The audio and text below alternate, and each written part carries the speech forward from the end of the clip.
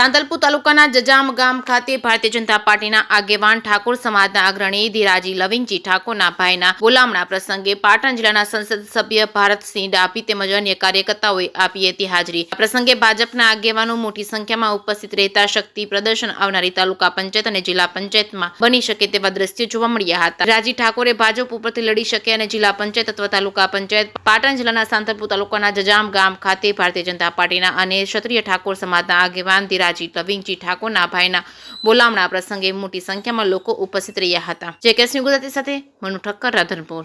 ગામની અંદર મારે મોટા ભાઈનું બોલામણું રાખેલું હતું।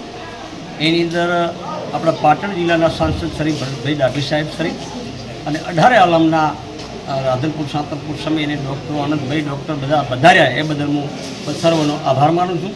જય હિન્દ, જય ભારત, જય જય ગરુ। જજામ ગામે મારા મિત્ર અને ભારતીય જનતા પાર્ટીના કાર્યકર્તા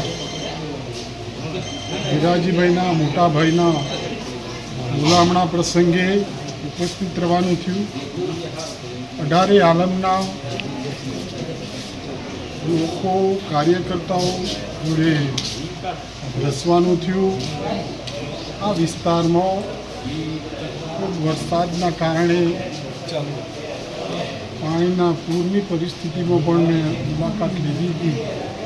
આજે પણ આજુબાજુ ગામડાના સરપંચો, વડીલો અને ઠાકોર સમાજના અમુક જવાબા પણ હાજર રહ્યા અને આ વિસ્તારના પ્રશ્નોની પણ ચર્ચા કરી। સાથે દર મંગળવારે હું ગાંધીનગર ખાતે વિસ્તારના પ્રશ્નો માટે મારી હાજરી હોય છે, લોકોનું કામ માટે આમંત્રણ આપું છું।